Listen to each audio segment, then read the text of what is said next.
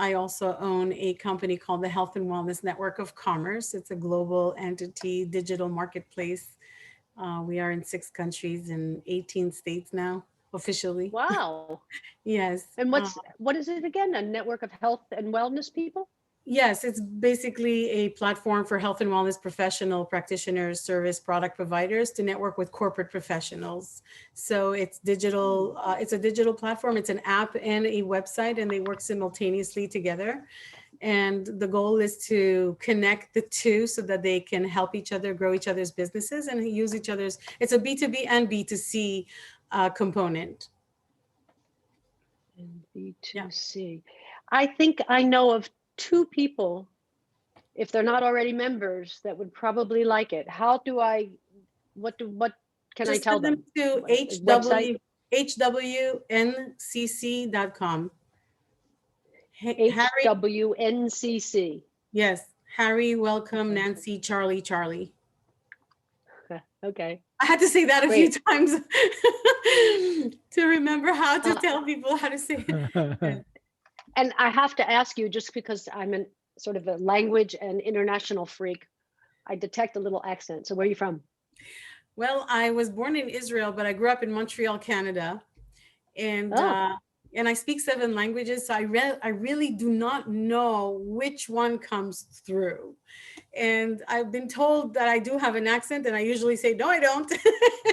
But I don't know which one. I really don't. I speak 3 languages fluently, read and write, and which two, ones? Hebrew, French, and English. And I speak Spanish and Greek conversational, and then Moroccan and Egyptian Arabic. I understand more than I speak it now, but I don't practice it enough. I used to speak German fluently, and I don't speak it Oh any at my all, but God. I can get it back. And I'm learning Japanese now because I took Chinese for a year, and it just didn't work for me. I was afraid to practice it because you can actually insult somebody if you use the wrong Yes. intonation with the wrong character. So now I'm Yeah. learning Japanese, and it's much easier for me to grasp. So let's see how that works. Wow. So either you love languages even more than I do, and other, foreign cultures, etc., or you're doing it because it's good for your business, or both. No, I've always been fascinated with language. It started as a child because in my family, they spoke different languages at the table, the adults would. And I was one of those kids that didn't want to sit with the kids. I wanted to sit with the adults. And my mother Uh-huh. would always say, yeah, you can sit here, but you're just going to listen. You're not allowed to talk. Uh, And then they would switch a language on me. So I became, okay. So Interesting. I became a little more fascinated earlier on. And so I said, I'm going to Huh. get you guys, I'm going to learn the language. So can I throw some Awesome. stuff at you? Sure. Can I throw some words Go like ahead. efo bachimush? Oh, that's a good one. If Ifabachimush. That's where's the bathroom, guys? Just so you guys know. Right. Okay. So now I'm gonna. I just That's love cool. languages. Since we're Sure. waiting for a Yeah. few people. Please go for it. Yes. Um, Ana Aiza Arua Hamam. Oh, okay. So so are you using now Arabic? Because you're also using some Hebrew words Egyptian. in there. Egyptian, yes. So Oh, really? yeah, so ruach Hmm. is wind, and hammam is also a spa, or a kind of a place where you can get Clean bath. warm and a bath. Yes. So Yeah. yeah, So they're I thought very I was saying, similar. where is the? Yeah, I thought I was saying, Where's the where's the hammam? bathroom? Where's the spa? Yeah. Or I Yes. have to go to the bathroom. Yes. Ana Aiza Aruach Al Yeah. Aruach Yeah. Aruach. Now I think we've My got accent, that figured out. We'll Yes. all know where the Yeah. restrooms are. Okay, you ready? You ready for another one? Okay, one Go more. for it. Okay, one more. 这住在哪里？ Okay, well, Okay, I that don't I'm think I not said good that at right. yet. I would not even know where to 厕所 start 在 with. 哪里? No, I wouldn't Where's the know where to go bathroom in with that. But that's Chinese? okay that you can, yes. My goodness, it's been a while. You need to go to Swahili or Zimbabwean. And Tom, and thanks, Orly. And Tom, how about a little bit from you? And then we're going to get right to Debra. Yeah, I have a company. It's called Canberra Aviation Management, and we work basically with high net worths and corporations and heads of state, and we manage the process of converting airliners into bespoke business jets. So Ooh, we basically interesting. I'm sorry, uh, we convert them into what? business jets or corporate jets. Nice. Yeah. Very So, interesting. Who are Do you looking to meet? I have a friend of mine who's looking to, I think they sell this airplanes. So, okay, so I don't broker. I'm the person who, together with my team, we take either a pre-owned airplane or a brand new one, and we manage that entire process from that first idea of what I would like to have or what you would like to have, all the way through to design, engineering, certification, and delivering it. wow. Okay. Cool. I have got to ask you, people to Tom. meet would be people who connect with the people who own the planes or buy the planes Well, that's what I mean. Right. to put in the amazing Yeah. palatial interiors. Well, you know what? Let me introduce you to her. And if it's a good fit, great. If it's not, then you met a new friend. I don't know. So you're in Montreal. You're in Montreal. No, and- I'm actually in New York. Oh, you're in New York. Okay. Oh, me too. Okay. I was just going to say, because I've got a good Jewish friend of mine who sells airplanes in Montreal, so I thought, maybe it's her. See? Assumptions. Okay. Well, it's a very, very small community, you know. Right. Yeah. Do you know a guy named Michael Goldberg who I think buys and sells planes? No, I don't. No? Okay.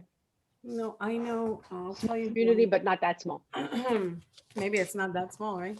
Yeah, well, there's Right. there's an awful lot of brokers out there, just like there are real estate agents. But Do you know there's- who Stephen Ingleson is? I know the name. Yeah.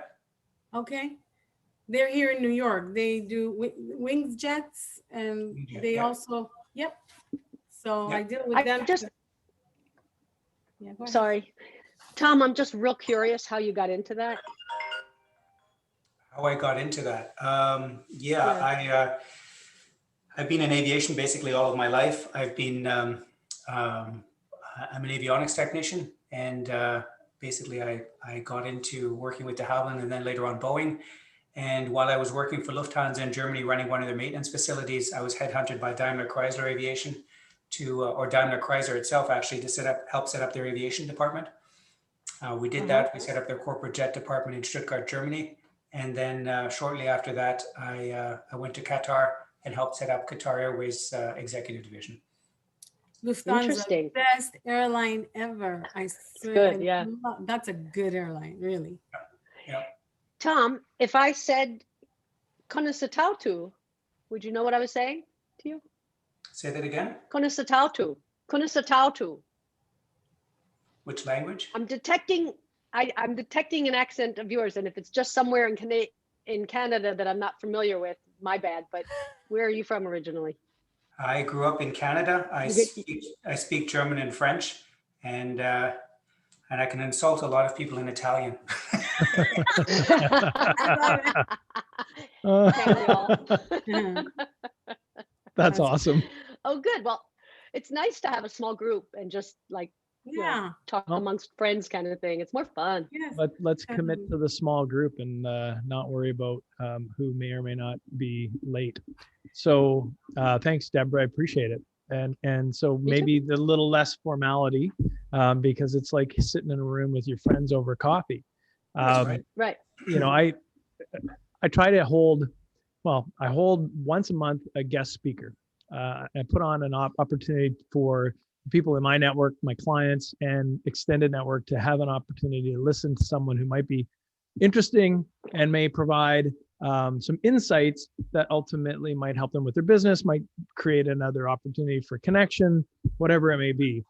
And it's a combination of, you know, who does everybody know and who can everybody learn from?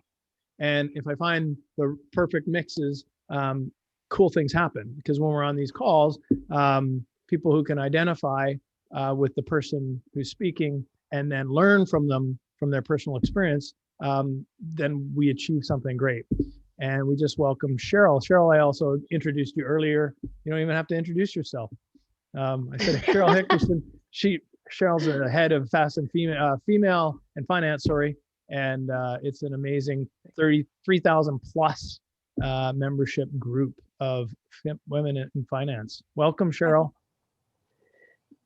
Hi, So Cheryl. Welcome. I was just doing a lead in and an introduction of why we do what we do.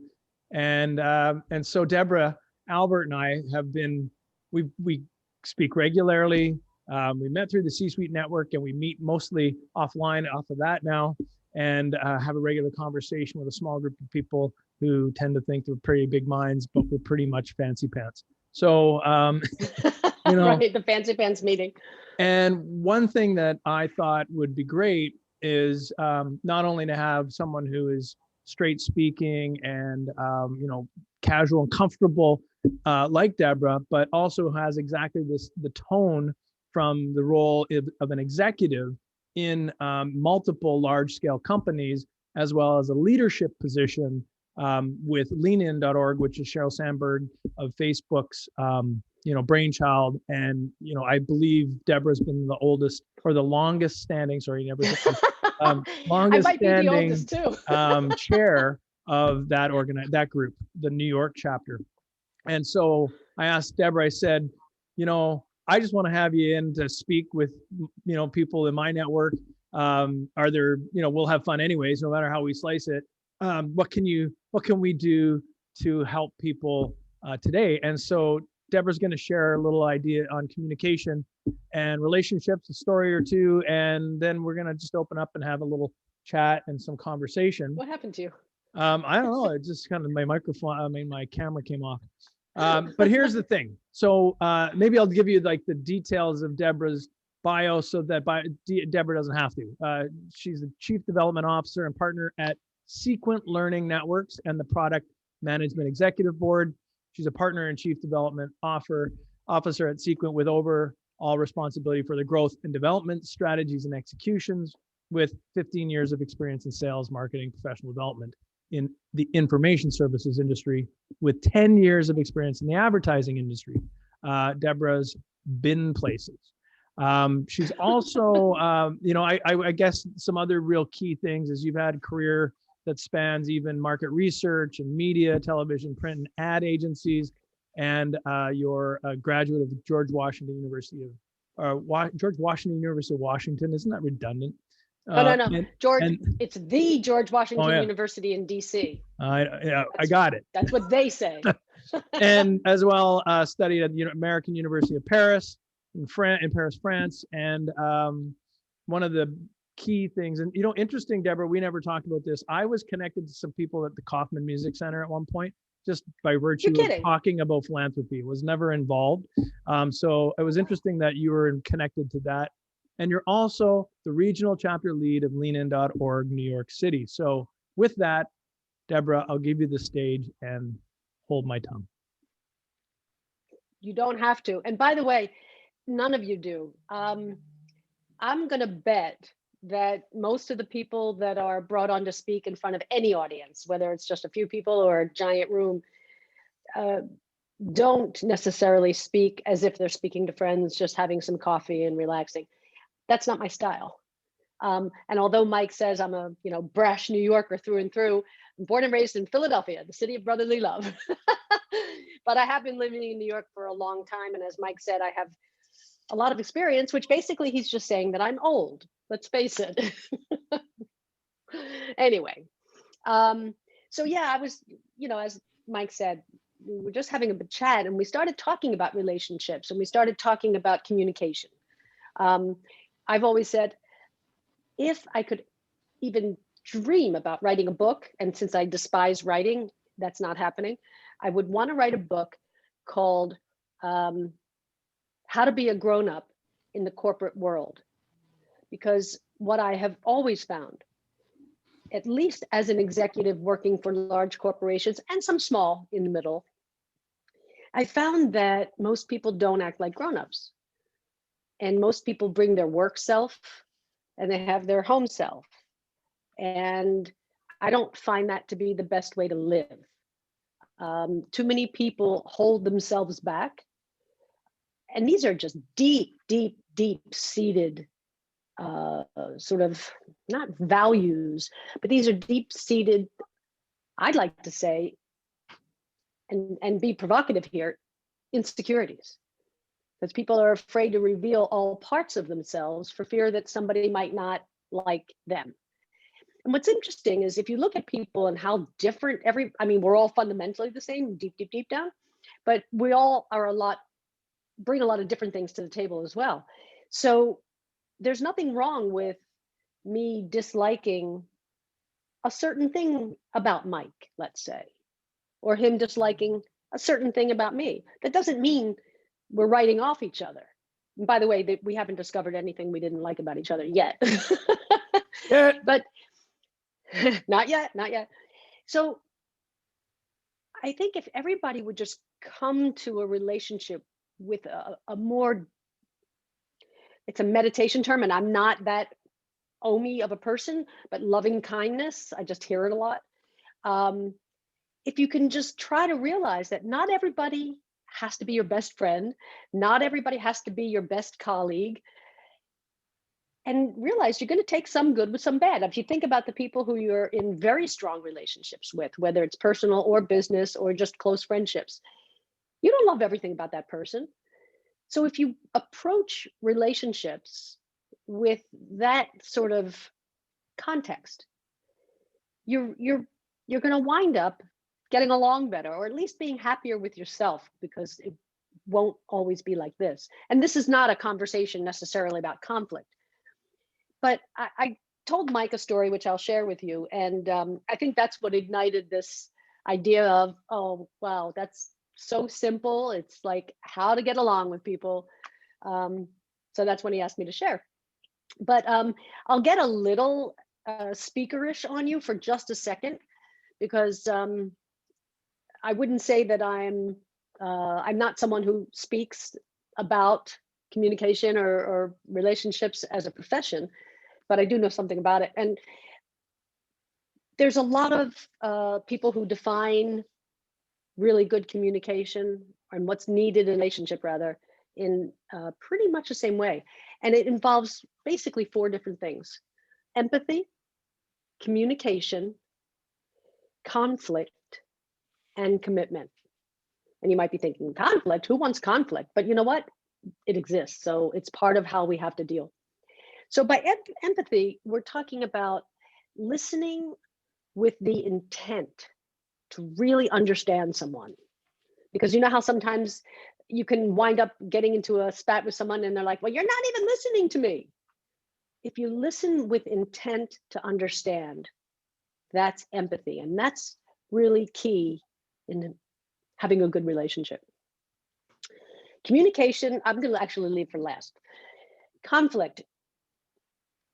I don't know what makes people passive aggressive, but I do believe that other people know when it's happening.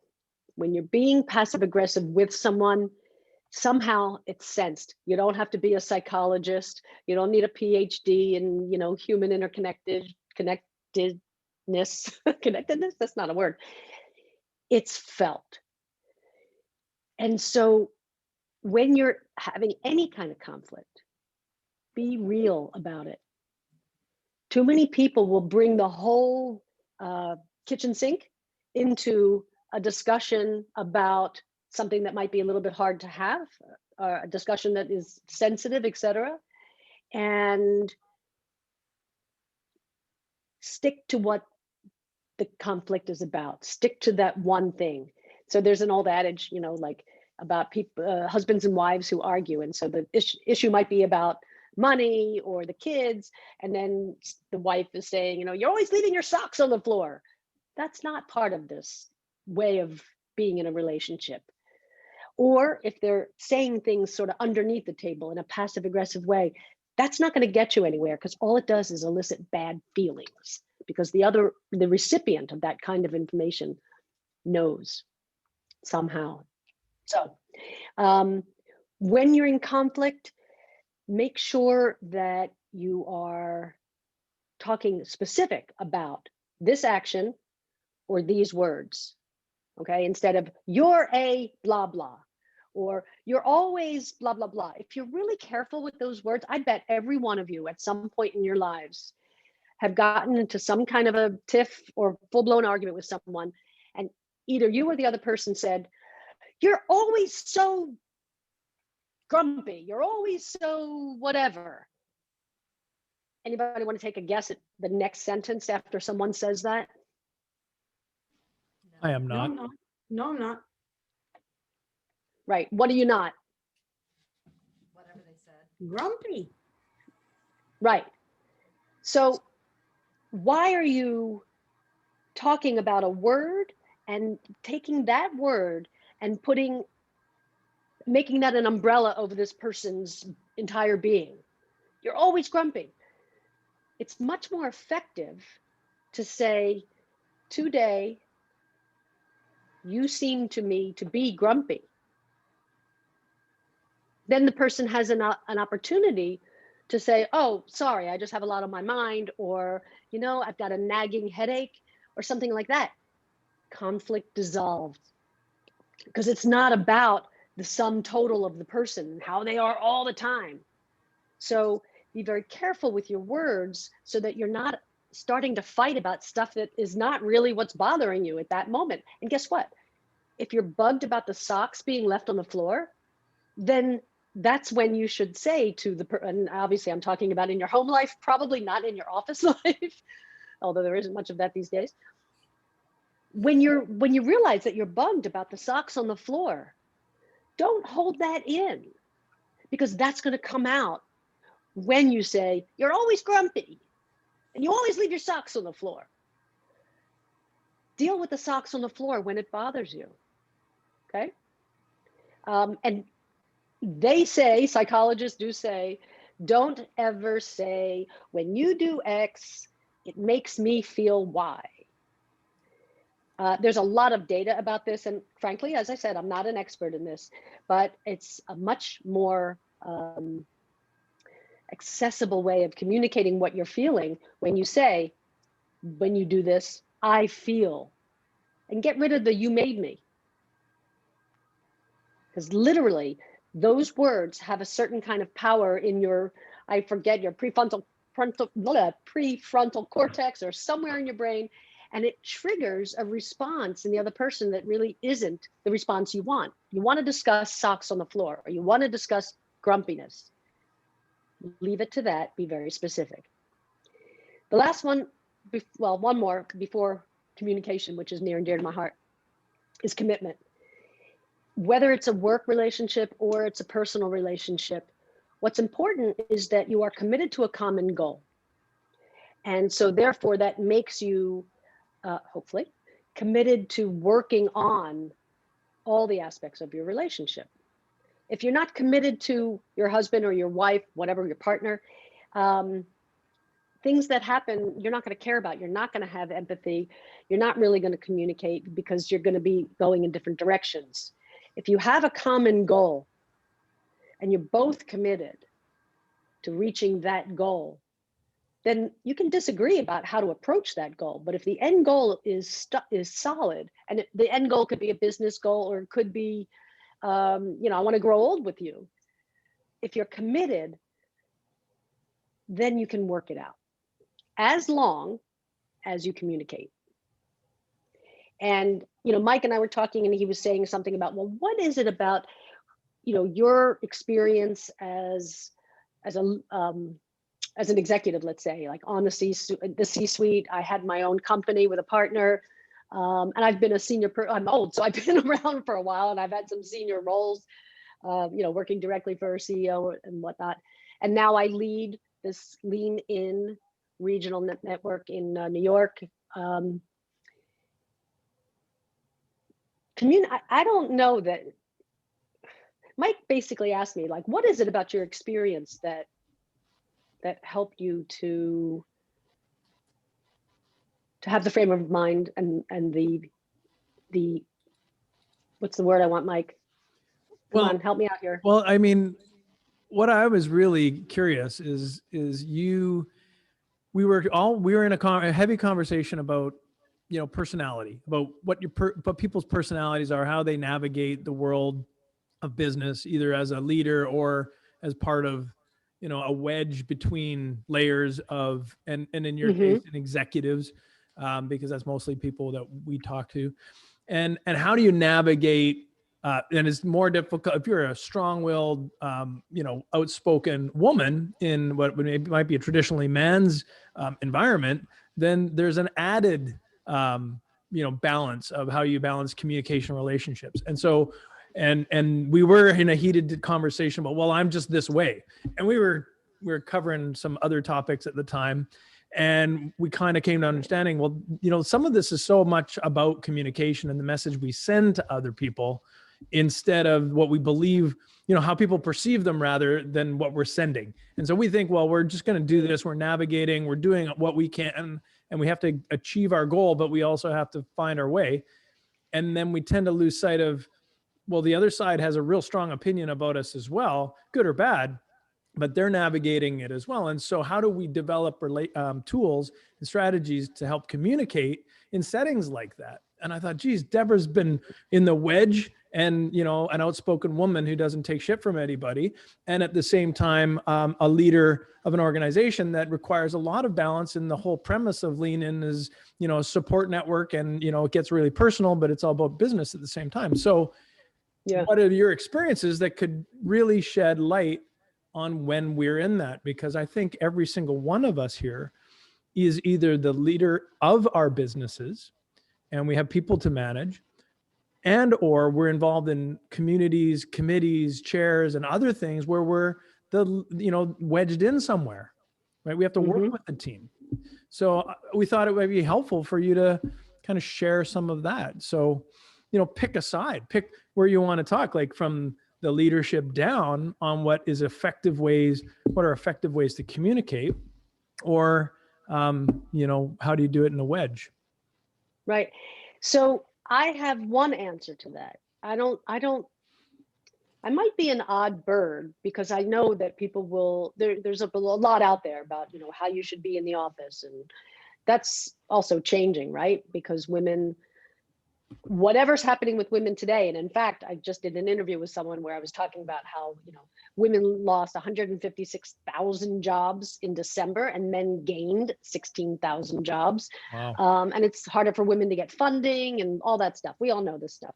I'm different, I think. I believe it's all about communication. And I think that the way you communicate needs to be true to you. And that's what's really about. If you're at work or whatever, I know we're not at work so much these days, but if you're involved in a business conversation with someone, if you go home and you feel like you weren't yourself, that's no way to live. You're not going to be happy. I think in the end, everyone gets found out. Everyone gets found out. And I've always been someone who I'm very willing to say, I've got ADD and it makes me bad at this, I'm bad at that. I've got some wonderful qualities, but hey, you should know this about me up front so that you can deal with it better. So that when this, I'll call it, ADD is not a bad trait per se, but whatever I bring to the table that isn't to your liking, if we know about it up front, it's sort of like, let me tell you the rules of the game. Let me communicate everything to you so that you know what you're up against. And I'm just that kind of person where I really believe if you are just being true to yourself, and it doesn't really matter if you're talking up, sideways, or I hate to say, talking down to someone, but I mean someone if you're a leader and you're talking to people who are sort of rallying around you. Everybody's got the org chart. We're all good. We're all comfortable. I just don't understand how it makes sense to just not be yourself, because what's going to happen? You go to the Christmas party, have a little too much to drink, and then yourself comes out and everyone's like, whoa, did you see what John did? Yeah. I'm sure that's happened to all of us at some point, or at least someone else that we know. And it just makes more sense to be truly who you are. Nowadays, especially with so much social media, there's so many people talking about, oh, be your authentic self. Everybody wants to see your authentic self. When you go on YouTube, just be your authentic self. I have said from the first time I've ever heard anyone say that, like, I'm gonna get New York and brash on you. I want to throw up, because what have you been if you haven't been yourself? And why? What's the purpose? What do you have to gain by not being truly who you are? Guess what? Not everyone's going to like all of us. And that's okay. But if you go home from a day of being with other people, feeling like you weren't yourself because you thought that's what the other person wanted, I guarantee you that's not the case. I guarantee you. Okay, Mike, this is probably going to resonate with what you thought I was going to be speaking about.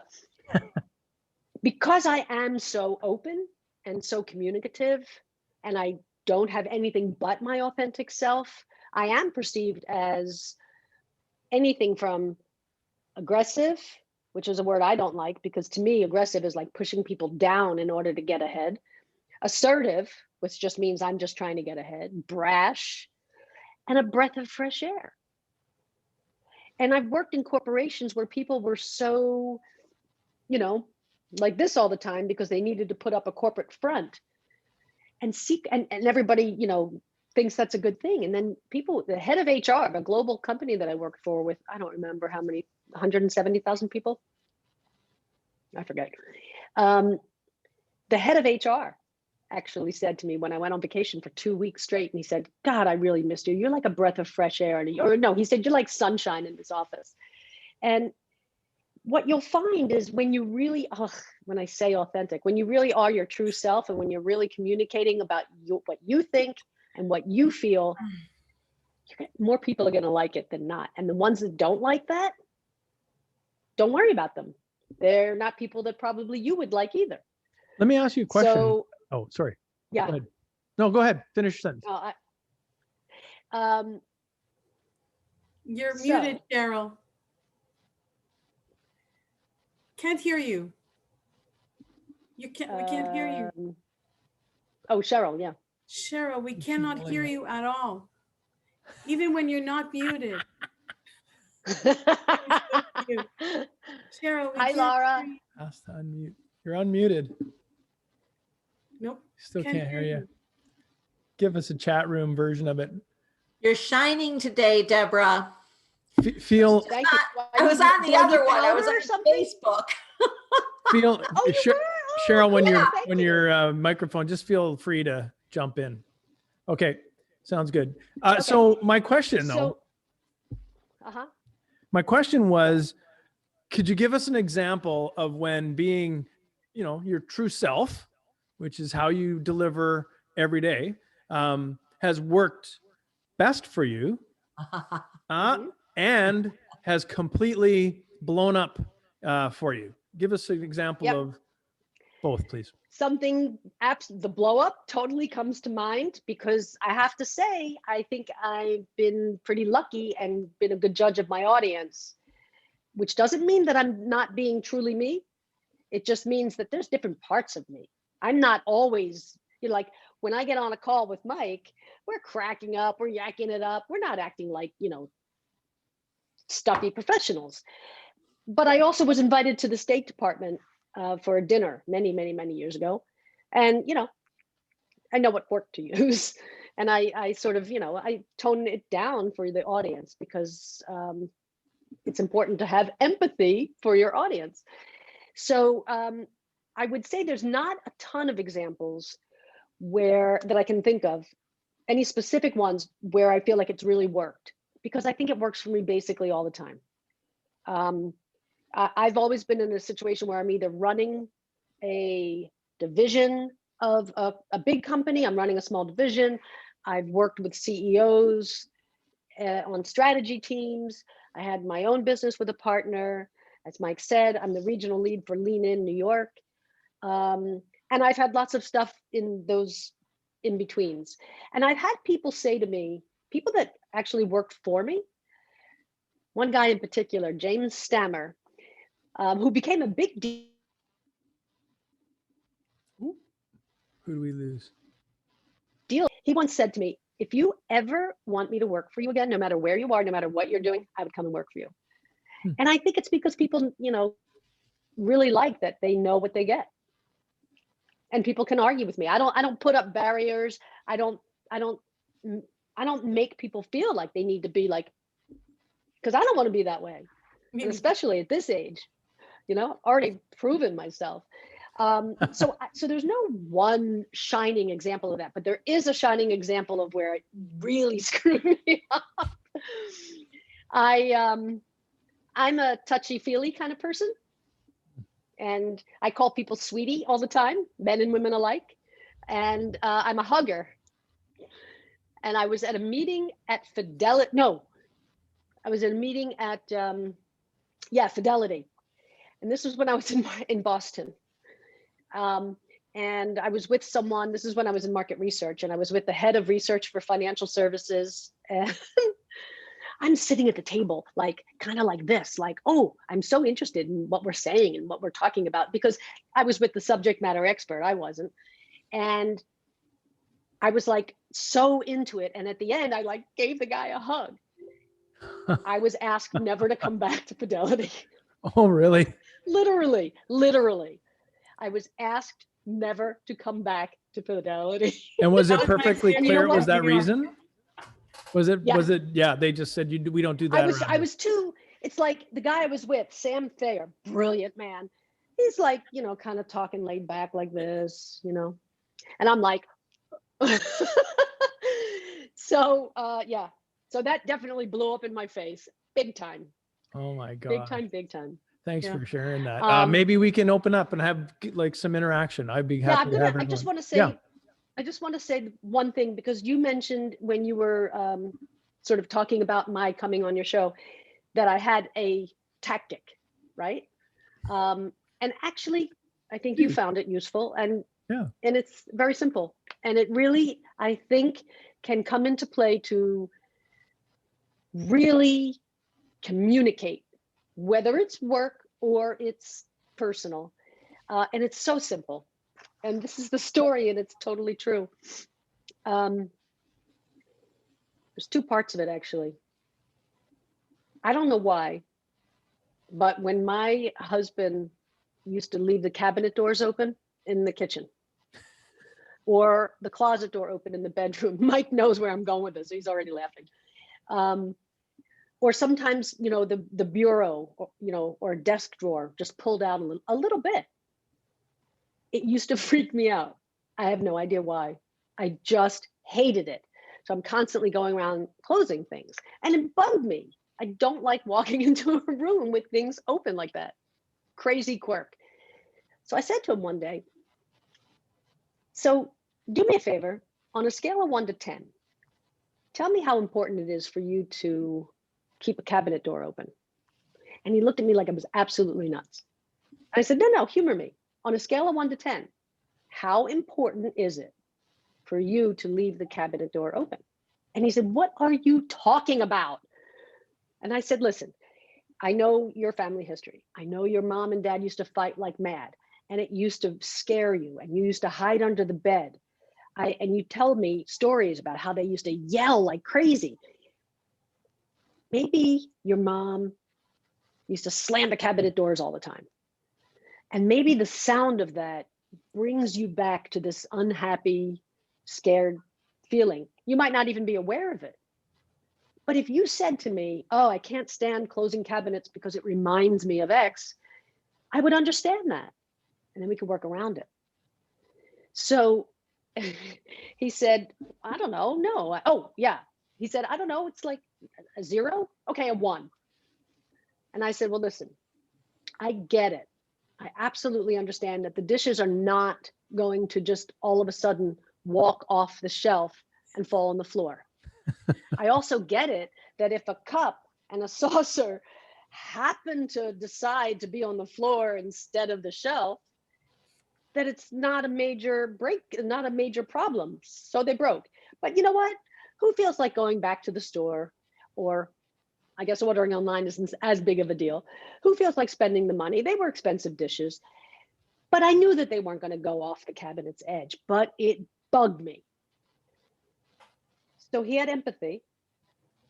He wanted to understand. I had empathy. I wanted to understand if there was something lurking underneath this habit. And he tried to understand why, though it made no sense, it was something that bugged me. So he said, yeah, a 1. And I said, well, it's a 7.5 for me. So when I walk into a room, it's 7.5. And so will you please compromise with me, since this is something that's important to me, even though it's silly. It's not important to you. So maybe that's something, a habit in this case, that you could actually try to change. If you said it's a 7.5 because it harkens back to some bad memories, and I say it's a 7.5, we got to figure out a way to compromise on that. But when you really fully communicate, when you address these issues, and I often say, oh, I was going to just lift up my leg, but I'm not even wearing shoes. So just a little, oh, what the hell? I used to say, when things bug you, tell me about it when they get to here. Do you ever see in movies, or maybe even like some of your parents or grandparents, they would say, I've had it up to here with you, or I've had it up to here with X. Anybody not familiar with that? Nope. Okay, don't all speak at once. But anyway, so why wait? Why wait until it's up to here and then explode? Nip it in the bud. If something's bothering you, like the socks on the floor or the open cabinets, wait, deal with it when it's at your ankle, because it's so much calmer and easier to get someone to compromise, especially when it's not something important to them, if you're dealing with it at a lower level of emotion. Mm-hmm.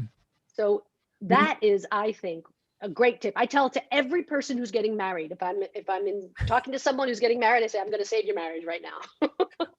I just used that, actually. Use my story? I just used the technique, how much on a scale of 1 to 10. Here's what it means to me. Here's, let's have a discussion. It was a better way of discussing it. Terrific. Than you always do that. That was a better approach. So, yeah. It's certainly better. I guess you could probably use it in an office setting as well. Maybe, yeah. Thank you, Deborah. Does anyone want to engage? Like what? Yeah, sure. Any insights that you'd like? Well, Deborah, anything. Deborah, this was really cool, and you made me laugh too, because, well, I can relate to many of the things that you said. As a leader, though, I think that being, that word authentic, puking is not even a word anymore for me. It's beyond that. Because many people talk about authenticity and they're not authentic at all. And you can tell. Right. And also being a New Yorker now, I think that I grasped at it even faster. But I think that being in integrity and as a leader, I think setting expectations right away. I love the fact that you said, this is who I am. I tell people I have no filter between here and here. And I have a condition called verbal diarrhea. So I just say things, and I joke around with it by saying, this is who I am. And you can come to me, though. You can tell me, you can call me out on it, and I'll take it with good grace. I'll definitely take it. It's a conversation, and sometimes I use a joke like saying, we're both adult and vaccinated. Let's talk, like we don't have to bark at each other. We can talk. And to my husband, I used to say, well, if you want to fight, join the army. I'm not going to fight with you. And it's like making, lightening it up a little bit so that people say, okay, she's approachable. We can talk. And the other part, just so yeah, I'm sorry, go ahead. I cut you off. Go on. Okay. No, it's all right. When I started living in New York and I was hired to go to this corporation and do some reorganizing, I was just helping out at the front desk, and I happened to answer the phone, and all of a sudden also a lunch came in for someone. So I called her up and I said, hey, sweetie, your lunch is here. Oh my God, that was my first rude awakening, because I came from Florida, and in Florida, it's everything, sweetie, honey, come here. It was nothing. It was just a patois. In French, we say it's just a normal way of being, And she came to me and very seriously said, first of all, I'm not your sweetie. It's very condescending. And I'm condescending. I meant it. I actually meant it in a nice way. And she's like, not here. And I'm like, okay. Rude awakening. So what does that say about her? What does that say about her? I don't judge. See, I tell people I'm not critical. I'm analytical. So what does it say about? She saying that it is something to be critical. Yeah, well, she has obviously some kind of insecurity or something that happened in her life or whatever it is that this made her feel uncomfortable or condescending. Something happened in her past. And that's why I just don't argue that. And I love them and leave them, because I don't want to also educate anyone on this. They're not ready. When it comes at you in that way, you actually say, they're not ready to be educated on it because of the way they say it, not because of the one thing that happened. It's probably something much deeper, but I do listen. Right. And you said listening with intent. That's also something where you listen with intent. If somebody came to you and said, Orly, what you said kind of hurt me because it feels condescending and blah, blah, blah. Then you see that there is a room for educating them to say, I came from Florida. It was really something. I didn't mean it that way. And it gives you even the room for apologizing. But that came very aggressively in, okay, well, we don't do that here. And now, Right. they're not ready for the education part of this. You just let it go. And you don't take it personal. And that leaves the conflict completely unattached. Yeah. I mean, just there. Thank you, Orly, sweetie. Sorry. Thank you, sweetheart. Wait, can I So, just so can okay, I tell no, you but another? here's a good point. Tom and I try that anywhere. We're toast. We're toast. Yeah, There's it's a no way different time we now. can use a term of endearment in a conversation in any landscape. It is not approved. It's not applicable. It is not It depends. I would acceptable. disagree. I have a sense. You can call me sweetie. You can call me Call me sweetie. sweetie anytime. In the right context, I'm pretty sure that. But in a general context, right now, that's a landscape that's completely off limits. That's true because it is for other not. reasons. There's no flexibility on that. Yeah. Tom, Well, you would agree with that one. I'd agree on that. Absolutely. Yeah. I get it why you guys are Doesn't even saying go over with that. my wife. No. I get why you guys are saying that, but the truth of the matter is my guess is if you're in a conversation with me, or if you're in a conversation with Orly, you could say sweetie, and it wouldn't have any effect on us. So by the way, when I said, what does that say about her? The woman who said, don't call me sweetie. I wasn't even thinking that there was a judgment to be made as opposed to just an assessment, which is in fact what you did. You assessed that was important to her, and it wasn't probably important She's a to rule you follower. to say sweetie. Yeah, and bleh. Anyway, I have to just tell you another story, but I have to ask your permission first. Anybody offended by the F-bomb? Not really. And if it offends you to hear it 20 times in the next 3 sentences. Wow. Okay. Okay. I'm just willing to. I'm listen. exaggerating. I'm exaggerating, but this speaks to exactly what you're talking about. So, and this is what prompted the idea of, I want to write a book called How to Act Like a Grown-Up in the Corporate World. I, at one point when I was working for that big organization, that global organization, I had internal clients and external clients. And this one woman whose name happened to be Deb, who lived in Chicago, I never met her. She, apparently I said, fuck. And I happen to do that a lot. So it didn't go over well with her, but I didn't know that. And I say fuck a lot. And at this point in time, I started to work with her internally in May of whatever year it was. And I didn't find out that it bothered her until December, when my boss, who was one away from the CEO, when my boss said to me, Deb, I got to tell you, you got to watch the language. I'm like, what the fuck are you talking about? And he said, well, I mean, it's just like, somebody was saying, I'm like, well, why didn't they just come to me? What a fucking loser. That's actually what I said. That's like heavy New Yorkish, isn't it? Even though I'm from Philly.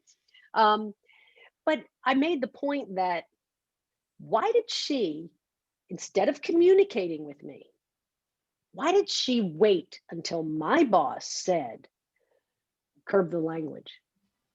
Why did she put up with me saying fuck probably hundreds of times between May and December, instead of just coming to me and saying, Deb, can you do me a favor?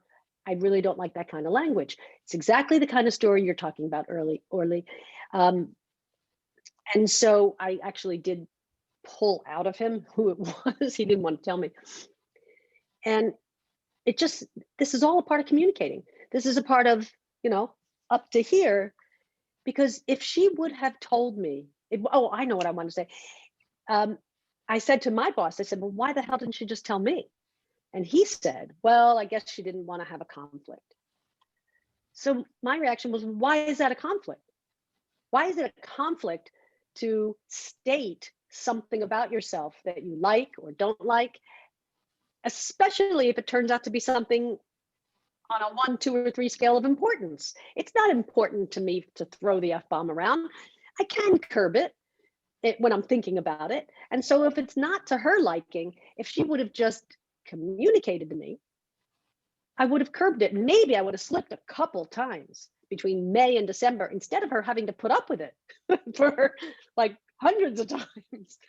So yeah, it's all about communication, and about nipping stuff in the bud. Don't let it get up to here. Anyway. That's a good message. A lot of people who here, just out of curiosity, who here is, so we're all experiencing work at home or work away. Who here works, do you have another professional in the house? Like, are there 2 of you working in a professional relationship? Cheryl? Yeah, you guys? Anyone else? No. Because I have to guess that that's an even a heightened dynamic as well, for sure. Probably. Yeah. Any sure tips, it is. Cheryl? Do you have any tips on navigating that? My husband and I own 2 businesses together, and he's actually sitting right there working, and he's got his headset Hi, on. Daryl. He's over on another webinar doing something. But no, I think that part of it is we discuss often, like, who's on first, what's the schedule for the day. We also have, I have 9 grandkids. I'm a lot older than people realize when they find that out. Like, my children are 32. Oh, wow. But he is younger than me, and he has a 13-year-old, and our 13-year-old is here 50% of the time. So, because his mom literally lives, I can go from our front door to her front door in half a block. So she's just down the road, and we get along really well. And so just constantly having that open communication of, what's going on. We got homeschooling to think about. We're on a hybrid format here in Missouri. So it's, he's in school and then he's home, and he's in school and he's home. But I think that it's been, Daryl and I get along so well that it's hard a lot of times when I hear people having conflicts. I'm going, I don't know. If he thinks I'm too loud, he just gets up and picks up his laptop and he walks in the room, and I don't really take offense to it. I'm like, whatever. But I don't know. I think that the easiest part of it for us is just we constantly touch base in the morning. Like, here's what I've got. Here's what you've got. We mesh them together. Here's, we're going to have an overlay. Okay, well, I'm going to go out there. Okay, you do that. And it just works. And I've been working from home for 12 years though. So for me, it's just like, this is nothing but a day. Now, Daryl, this is newer for him, but we also are fortunate to have enough office space. We have a big office here, and then we have a secondary space too that we can work within. So we realize that that's a luxury that most people don't have when they have multiple professionals at home, and children and dogs and this and that. So Yeah, that's helpful. Yeah, I it know does. I think that also one of the biggest words I'm hearing here is also respect. I think that people need to respect each other's opinions. And I mean, we can agree to disagree. There's that respect part. And Cheryl, I think you're saying it best. It's not only the communication, but you have mutual respect for each other. And that's beautiful. And that's why we don't see that very often. And that's why you don't hear it a lot, is that what you're hearing conflict is because people just want to impose their opinion on one another, to impose their belief system. And sometimes if we were actively listening and understanding with the intent, and that's why I'm using Debra's lesson today, it's really that's what it means. It means to listen with the intent of understanding. That's the respect that we have for people and their ability to think, lead, and have their own education and experience that they bring to the table without imposition. And understanding that some people are just plain poor at communicating, and that went in and Tom just recently experienced something like that where the communication was, there was just a breakdown, and one side just didn't know how to position their stance. That can happen. And so how challenging can that be? And we're dealing not always on Zoom, a lot of email, a lot of exchanges via text, and and there's so many opportunities for miscommunication that sometimes those who communicate poorly are even at a bigger disadvantage because they come off either brash or awful, or you don't even know what they're trying to get to. So I think your point about listening, understanding, extending an empathetic ear and consideration is really a good message today. Find their weakness. She was jealous of you, Find their Debra. weakness. Well, no, I What'd mean you that. She was jealous of you. She didn't know how to communicate with you. There was no way she was going to be able to do that. And she just was getting so unbelievably frustrated. It had nothing to do with you personally. It was her own, I hate this word. I'm going to say it though, insecurity. I don't like that. But when people can't find the respect for themselves, those that do have respect for themselves and come off, as you say, brash, you're not coming off brash, you're coming off with sincerity. She couldn't handle that. So she being combative with you. You didn't realize it because it was a one-sided battle. It was really within herself. Yeah, she was having that. And then when the door opened for your boss or whatever, which you don't know what that door was, but when he opened up the door, the catalytic reflex happened and you were being post. That's just how I imagine how many times that woman went home, thinking to herself, I can't, like, Debra's too much. I can't do, like, her torment for as long. So you're right. Nip it early and get after it and open up communication. So I want to be respectful. Yeah, of course. Maybe it would be, when I said find that weakest link part, maybe when we're in battle up against each other, when you release the resistance and there's nothing to fight at, you'll watch what happens. All of a sudden, they become your ally, opposed to opposing you and pushing you back. That touched, in it, Tom? That's great. Yeah, Tom? I've got to leave. Unfortunately, I've got another call. Thank you very much for everyone's time. I enjoyed it very, very much. Thank you. Thank you, Tom. Good, thank you. Wrapping up right now. Bye. Laura, can you give an example of what you mean by that?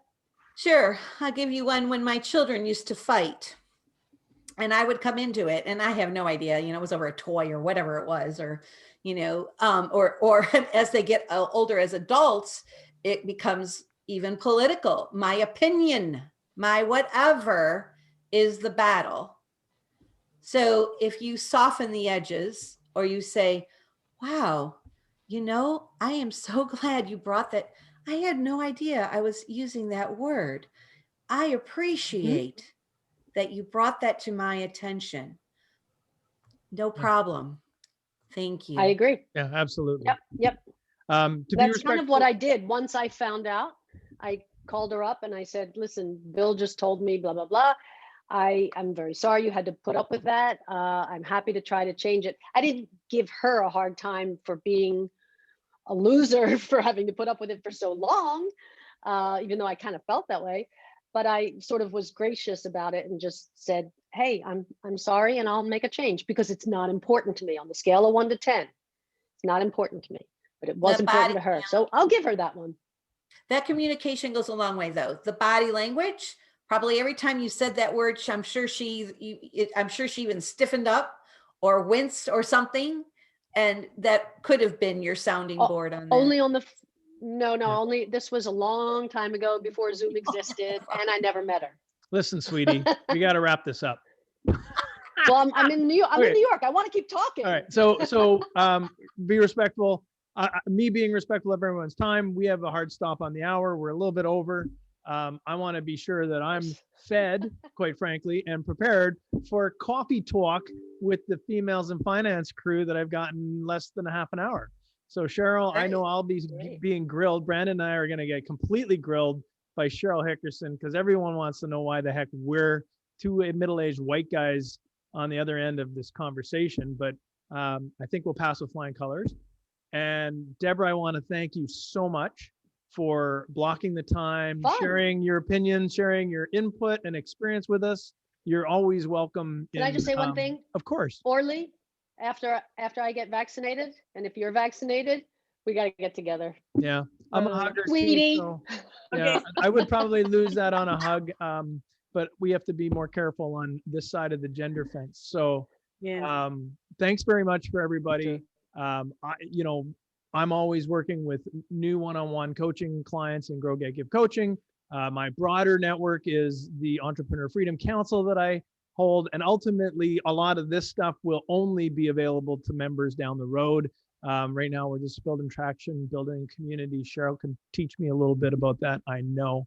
Last but not least, I want to share with everybody that I'm now a producer on a show called The Social Movement.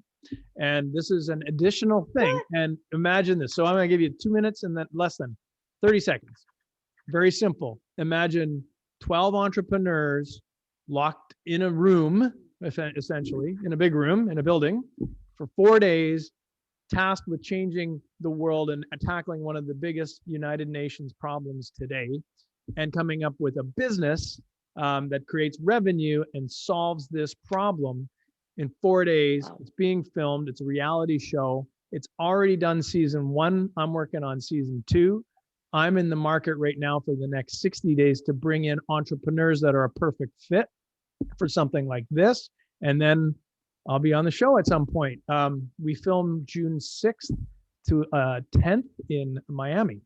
I can't wait. So if you know entrepreneurs that may have the remote, consistent, may be a good fit, I am very happy to learn. If you or someone What's you know. the what is the problem specifically that you're going to tackle? Well, What area? United Poverty, Nations, alleviation, yeah, health? United Nations publishes a list of the top 10 biggest challenges in the world. Right now, if you were to think about it, I'll tell you right now what they are. 4 days to what are you reinvent looking our for? education system, to end cyberbullying, to end poverty, to cure cancer, to end the climate crisis, to end hunger and racism and suicide and economic inequality, and end a pandemic. So each group picks one of those tasks and in 4 days works to build the framework of a business that will tackle that.